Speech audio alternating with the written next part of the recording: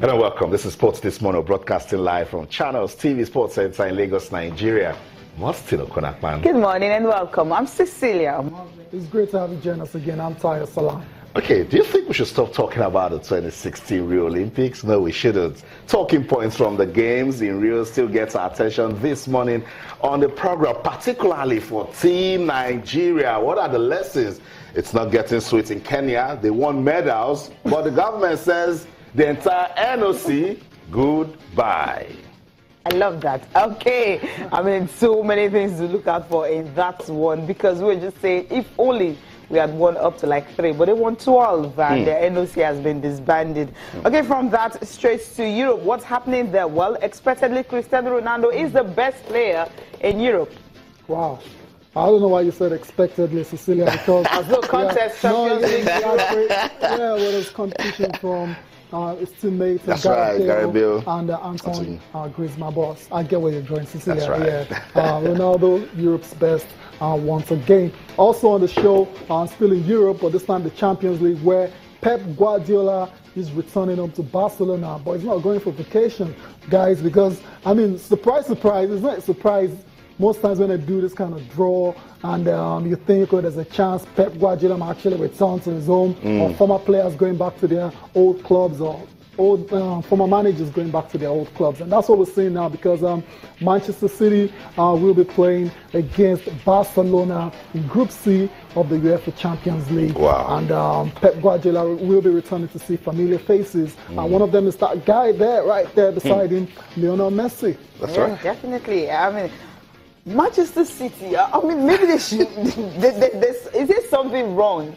I mean, Barca, right? They always face Barcelona. No. I keep wondering, okay, fine, Pellegrini is no more there, but now you're having Pep Guardiola come in, and it's still the same Barcelona. Yeah, incredible, right? No, because sometimes it just switches a bit soft for Manchester City. You know, they're like new boys, they're beginning to learn. The first season it wasn't good. Nope. The second season was pitted for them. Last season it was a bit fair. You know, they made it to a good run, but now again, Barca. You say, why Barca? But it's okay. Pep's got a chance to, go speak some Spanish when he gets to Spain. But let's see if Manchester City can take the challenge. I mean, when you play Barca, it just gets you ready for the competition. Yeah, definitely. But the good thing about this particular draw is they're not playing against Barcelona alone. They've got other opponents in the group. Celtic, you expect Manchester City to come through that one, and Borussia Mönchengladbach. And so they have a chance, even if they lose to Barcelona home and away, if they can beat the remaining 2 sides in the group, and then they have a chance of qualifying for the knockout round. Champions League is just a funny competition. I know. And, look, when you look at the group Arsenal was last season, you would expect them to top that group, effectively, and then go on to, to move further in the competition, but it didn't happen that way. And when you play Barca and you're all drained and tired, and the talking points are overwhelming, you're now going to meet a Celtic. You travel to Germany to play Borussia. There you go, and you're losing focus. Yes, Austin, I get what you're saying. It's not going to be straightforward. I mean, those games against Celtic, especially away from home as well, because that's the British derby right there. It's going to be very, very difficult. And when you go to Germany, you never get easy games because they have quality sides as well. So that's the draw we're seeing right now. Clarence Seedorf. It's good to see him, all these legends of the game, still in action in some capacity, Cecilia. Yeah, definitely. I mean, another squad I was actually also looking forward to is PSG, Paris Saint-Germain. They're also going to London again, but the difference is this time around it's not Chelsea, because Chelsea, they're not even in the Europa League. They're actually down there. So it's down where? Down where? I mean, come on, Chelsea had to go through preliminaries with the Capital World Carling Cup, right? Okay, that's how bad it is. So they're actually down. So they're going to London, but they're going to they're not going to Chelsea. They're going to Arsenal. So I mean, it's another one they really have to watch it for. It's going to be very tricky. You're not going to be having his Zlatan leading the pack, but definitely Edison Cavani is still there. And this team that Henry just lifted. Arsenal. That's what I'm talking about. No, Arsenal, they have no reason this season not to go top that group.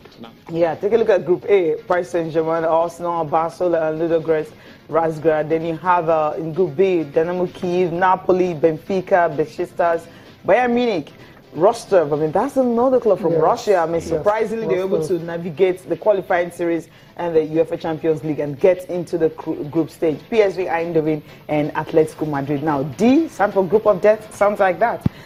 E, you have Bayer Leverkusen, CSK, Moscow, Tottenham Hotspur, and of course, Monaco. Any Group F type? Yeah, Group F, Real Madrid, Olders, Sporting, Cristiano Ronaldo returns. So like I said, you know, there's always a chance you return to your old stomping ground. As Cristiano goes back to Sporting in Portugal. You have Legia Warsaw qualifying for the Champions League for the first time since 1995-96. Borussia Dortmund. So naturally, you think Real Madrid and Borussia Dortmund, Austin, but like you said, it's never a gimme in this kind of competition. It's not a pushover team in the Champions League. Exactly. And look at this group, Group G, Club Brugge, Leicester, FC Porto. FC Copenhagen. I think it's looking at the quality of this squad. You would just say, okay, Leicester can just go out.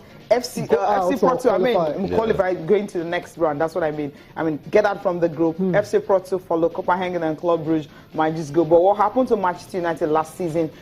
These days, you really can't rule it out. And Juve is actually having a fair draw. You would say Lyon, Dynamo Zagreb, and Sevilla. Yeah, not fair. Yeah, tricky also. Okay, maybe that's the word. If they cannot navigate through, you've got Lyon, Zagreb, a team that has a point to prove in Europe, Lyon, you know, because they look like. But let's be serious. If Juve don't come top in that group, then there's something wrong. Yeah. Sevilla loves playing Europa. Yeah, so they just want to drop and go to their Europa. They just collect their Champions League money when they get to, you know, that. So basically, and collect money from Juve are competing against Juve in that group. That's the way it is. Sevilla will just go I'll down let you know, guys. That's all I do. I just come to Sevilla might even, I mean, except something happened. I mean, I'm thinking from the way the group is. I mean, Sevilla and Juve can get up from the group. Why is everyone thinking it's done and dusted for Lyon? That's Lyon team that has a lot to prove. Yeah, but Lyon, they haven't been the same Lyon we grew up watching, you know. The Lyon that had Janeo, the Lyon that dominated the French League for a long time. 7 seasons. Yeah, so they're different. They're just trying to come back. They're making a comeback, so we're not expecting a lot from them. Nah, I think it's too early for Lyon to make an impact in Europe. I just believe so. I believe so. I just think they're not a team we should push over. I think they're a team that needs to prove to us that, look, we understand what it means to be dominant, because we've been there, done that. They're not new in Europe. So when they play a Juve, because bookmakers like Ty or Salam believe that it's Juve against Juve, they might just turn up, you know, and just give you the surprise. Yeah, it's possible, but I just want Leicester to also surprise me like they did last season. This is Europe. This is Europe, of course. I mean, anytime, just check the 2 games they played right now. I mean, they come with a banner 2016 champions. You know what that means? That it's always there, like it's a permanent thing. So they're going to enjoy that until the end of the season. Yeah, to the end of this year. Yeah, this year. Once 2016 is gone, I start facing reality, because by January we'll start knowing if we're going to come out with a banner. They start the reality. It bites already. But they're not the only one. At least Arsenal too. I mean, they're not alone. You have to mention that. No, but it's not new to Arsenal. They have the magic. They know when to bounce back. Together. That's what I'm saying. Arsenal have not been champions for a long time now in the Premier League. So it's a different ball game. It's a different ball game. There you have it, the Champions League. Maybe we can just enjoy it. Group F, it is the group of Sporting Club, and also here, what an opposition, Real Madrid and Borussia Dortmund. PSV Eindhoven. PSV Eindhoven, I think this club tells something to you? A lot. A lot, eh? D. Group D. So Eindhoven joins Bayern München and Atletico de Madrid. Borussia Mönchengladbach. Yes, Borussia Mönchengladbach is their last team. They will join Barcelona and Manchester City in what we can now already predict will be a very tough group. Monaco. AS Monaco. E. Group E. And Celtic. And the last team, but not the least, is Celtic FC, former winners of the Champions Cup. So Celtic completes like this Group C with Barcelona, with Manchester City, and with Borussia Mönchengladbach. Let's take a look back at the 8 groups now that they are complete, starting with Group A, Paris Saint-Germain, Arsenal, FC Basel, and Ludogorets, Bayer Leverkusen, Tottenham, and Monaco. In F, Real Madrid, Borussia Dortmund, Sporting, and Legia Warszawa. Okay, they have the draws for the UEFA Champions League. So all the team definitely will get set. Now we know in January that's when the 12th round will begin. I'm talking about the knockout stage. Okay, Cristiano Ronaldo expectedly 51 goals in 48 games in all competitions for Real Madrid, won the Champions League, finished as runner-up to Barcelona in La Liga, and of course in Europe the country happens to be the best. So. Yes, and he got it. Cecilia Austin, yeah, I mean, when the shortlist and the final 3 was released, we had Ronaldo, he had, what's the other guy's name? Antoine Griezmann and Gareth Bale. And Barcelona fans just didn't enjoy that at all because they felt Lionel Messi and Luis Suarez should be there. Yeah. Suarez got more goals than all those guys, you know, and they just a bit, a bit bitter right now that that wasn't the case. But UEFA's 55 member nations, journalists from there, they decided that these are the best 3 players in Europe, and eventually voted Cristiano Ronaldo as the best for the 2016 season. Right. Cristiano Ronaldo wrapped it up with the Euros with Portugal. Did everything he could for his country. Was even a coach. Threw a reporter's microphone into the river. After all the antics and all that, but I actually love what he said here. It was actually magnificent. I mean, okay, listen to him. If I'm not going to mention these 2 amazing players, I think they deserve it too because they play amazing. They did a fantastic year. Griezmann, sorry to lost for the final, both finals, the guys semi-finals, sorry for Portugal. But I think you deserve too because you're an amazing player and you did an unbelievable season. I just love Cristiano Ronaldo, right? Trying to patronize Gareth Bale. Please. Come on, just get it. If he hadn't won that award, it would have been. Say what's going on?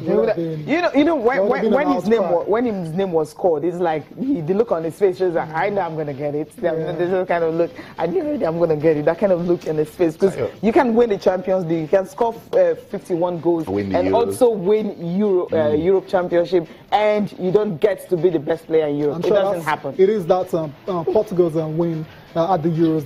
That's what also gave him that edge. Gave him the edge. Crowned it for Cristiano Ronaldo. I mean, it's well deserved. He's a great player. We're just glad to be in this era of him, Messi, and all the other great players coming up as well. It's crazy. Okay, best female player came from Ada Anderberg from Norway. I mean, Norwegian striker, but she plays for Lyon. So I think something actually went to the French team. So Griezmann should be happy. Yeah, good one. And then awards as this just motivates players, tell them do more. You mentioned Luis Suarez. I totally agree that yes, it deserves to be included whenever we're having things as this because look when he left Liverpool. to Barca, he's just been improving. He's getting better, scoring loads of goals. I know, and he's winning trophies as well too. So so I'm rooting for Suarez next. He must be part of the nomination. The final three. No, he was in the top 10, but the final three. Yeah, I mean, it's the top three that really matters. Those are the three guys that come on the stage, and so good luck to Suarez next time. Good luck, Luis Suarez. Good luck, Cristiano Ronaldo. Same Cristiano Ronaldo that cried when Portugal couldn't beat Iceland.